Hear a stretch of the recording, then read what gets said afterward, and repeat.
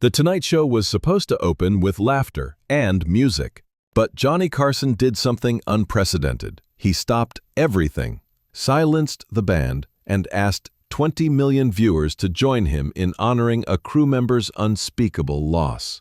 What happened next changed television.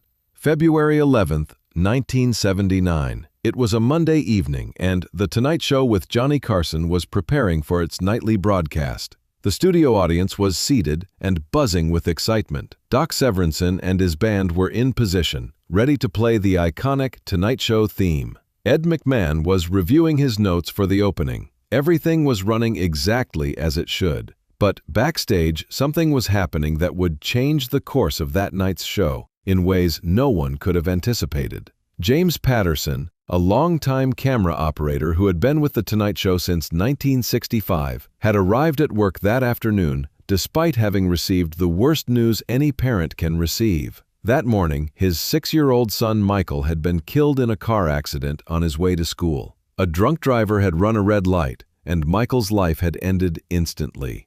James had called the studio to say he wouldn't be able to work, but his supervisor had misunderstood and thought James was simply running late. When James arrived at NBC, not to work but to collect his personal belongings because he couldn't imagine being there, word of what had happened spread through the crew with devastating speed. Johnny Carson was in his dressing room, going over his monologue notes, when Fred DeCordova knocked on the door. Fred's face was pale, and Johnny immediately knew something was wrong. "Johnny, we have a situation," Fred said quietly. "James Patterson's son was killed this morning. Car accident. The boy was only 6 years old." Johnny felt as if he'd been physically struck. He knew James well, had worked with him for nearly 15 years. He knew James's wife Margaret, had seen photos of little Michael, had heard James talk proudly about his son learning to read. "Where's James now?" Johnny asked. "He's in the equipment room packing his things," Fred replied. "He said he just needed to get his stuff and he'd be gone." He apologized for the inconvenience. Johnny stood up, his monologue notes forgotten. He apologized? His son just died and he's apologizing to us? He's in shock, Johnny. We all are. Johnny was quiet for a moment, then said something that would lead to one of the most memorable moments in television history. "We're not doing the show as planned tonight." Fred DeCordova looked confused. "What do you mean?" "Johnny, we have a full studio audience, guests waiting, sponsors expecting." "I don't care," Johnny interrupted, his voice firm but emotional. "One of our family just lost his child. We're not going to pretend that didn't happen. We're not going to tell jokes and act like everything is normal when it's not." "What do you want to do?" Fred asked. "I want to honor Michael," Johnny said. "And I want James to know that he's not alone, that we're here for him, and that his son mattered."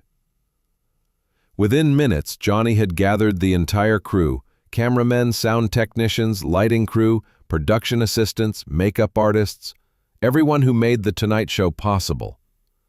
He told them what he planned to do and asked if anyone objected. No one did. When The Tonight Show began that night, something was different from the start. The usual energetic opening music didn't play. Doc Severinsen's band sat in silence. Ed McMahon didn't give his booming introduction. Instead, the curtain opened to reveal Johnny Carson standing alone on the stage, looking more serious than viewers had ever seen him. The studio audience, expecting the usual fun and laughter, immediately sensed that something was wrong. The excited chatter died down to confused murmurs, then to complete silence. Johnny walked to the center of the stage and looked directly at the camera. "Good evening," he said, his voice quiet and somber. "Before we begin tonight's show, I need to tell you something. And I need to ask something of you."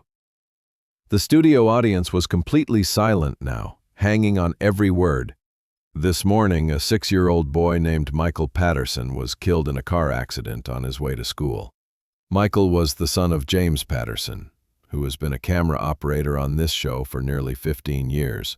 James is not just a member of our crew. He's part of our family. And today, our family is heartbroken." Johnny paused, visibly struggling to maintain his composure. Now, James tried to come in today to collect his things. He didn't want to inconvenience anyone. He didn't want to disrupt the show. That tells you everything you need to know about the kind of man James Patterson is. But tonight we're going to disrupt the show, Johnny continued, because some things are more important than entertainment. Some losses are too profound to ignore, and some people deserve to be honored. Johnny turned to address not just the studio audience, but the millions watching at home. I'm asking you, all of you, to join me in something we've never done on this show before. I'm asking you to sit with me in silence for 3 minutes to honor the memory of Michael Patterson, and to let James know that his son mattered, that his grief matters, and that he's not alone. The request hung in the air. This was unprecedented. Television shows didn't do this. Viewers tuned in for entertainment, not for silence and grief. But Johnny Carson understood something fundamental about human connection. That sometimes the most powerful thing we can do for someone in pain is simply acknowledge their loss and stand with them in it. James, Johnny said, looking directly at one of the cameras, if you're watching this from home, or if you're somewhere here in the building, I want you to know that we love you, and we're so sorry for your loss. Michael was here with us once, when you brought him to work. He was a beautiful, bright little boy, and the world is less without him in it. Then Johnny did something that no talk show host had ever done. He simply stood there, center stage, and said nothing. The studio audience sat in complete silence, understanding the gravity of the moment. Doc Severinsen and his band members sat motionless at their instruments. Ed McMahon stood off to the side, tears streaming down his face. The cameras stayed on Johnny, who stood with his head slightly bowed, his hands clasped in front of him, his eyes closed. For 3 full minutes, The Tonight Show, America's premier entertainment program, became a memorial service for a 6-year-old boy that most viewers had never heard of until that moment. It was the most powerful silence in television history. When the 3 minutes ended, Johnny looked up and spoke again, his voice thick with emotion. "Thank you," he said simply. "Thank you for honoring Michael, and thank you for standing with James in his grief." Then something remarkable happened. The studio audience began to applaud. Not the usual enthusiastic Tonight Show applause, but something different. It was respectful, emotional, and deeply heartfelt. It was the sound of 300 people acknowledging that they had just participated in something sacred. Johnny raised his hand to quiet the applause. "We're going to continue with tonight's show now, because that's what we do. But I want you to remember that behind every television show, every movie, every piece of entertainment you enjoy, there are dozens of people you never see who make it possible. People like James Patterson. People who show up to work even when life is hard, who do their jobs with pride and professionalism, and who deserve our recognition and respect. James, we're dedicating tonight's show to Michael. And we're here for you, whatever you need, for as long as you need it." The Tonight Show that aired after those 3 minutes of silence was different from any other episode. Johnny's jokes were gentle rather than sharp. His interviews with guests were more thoughtful, more focused on human connection than on getting laughs. The guests themselves, informed of what had happened, approached their appearances with unusual seriousness and grace. It was still The Tonight Show, still entertaining, but it was tempered by the acknowledgement that real life, with all its pain and loss, existed beyond the bright lights and laughter. The response to Johnny's tribute was overwhelming.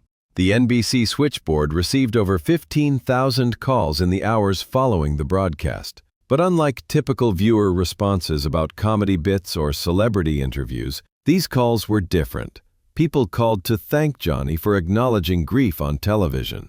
Parents who had lost children called to say they felt seen and heard. Television critics, initially skeptical of using entertainment airtime for such a somber moment, found themselves deeply moved and praising Johnny's humanity. One letter to NBC, which Johnny later framed in his office, read, "In a world that tells us to hide our grief and put on a happy face, You showed us that it's okay to stop everything and acknowledge loss.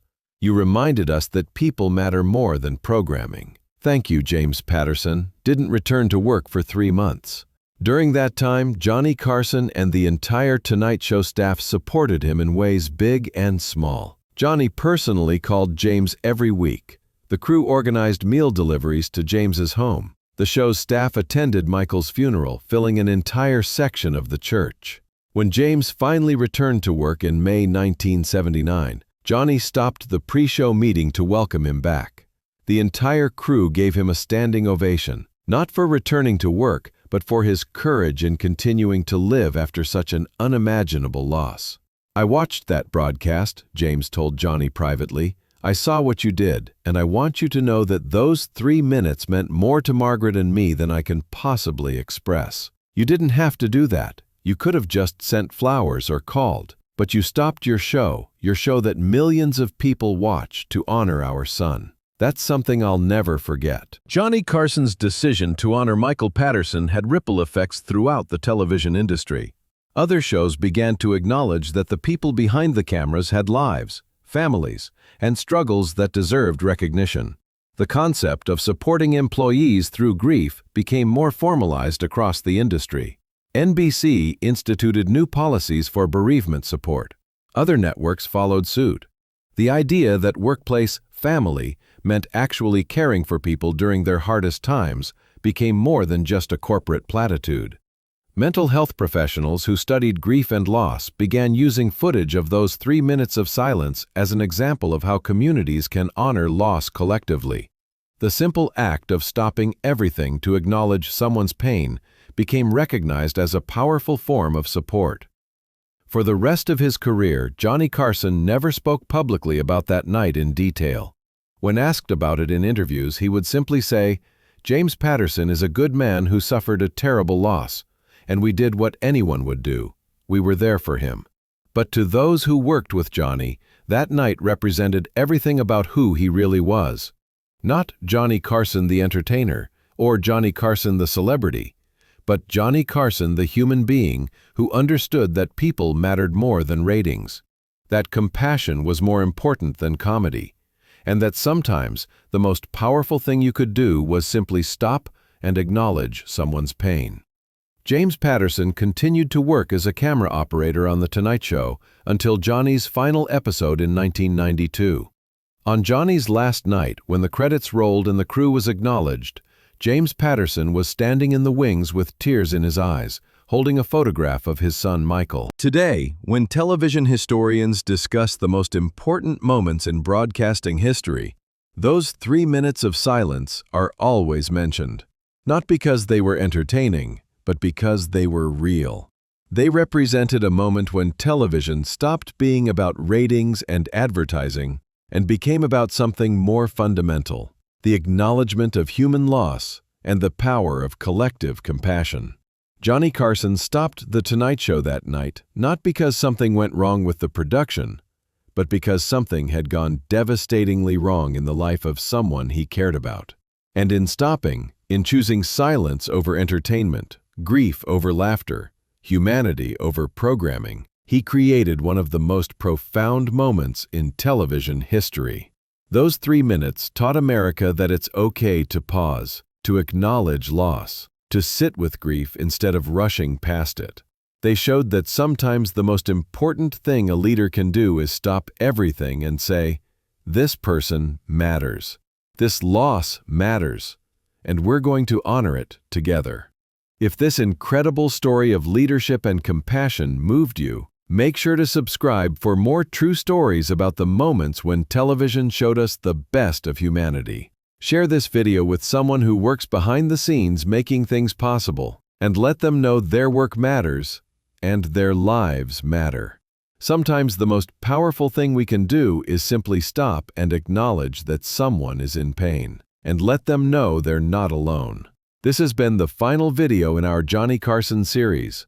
Thank you for joining us on this journey through the moments when America's favorite entertainer showed us that true greatness isn't measured by laughs or ratings, but by how we treat people when it matters most.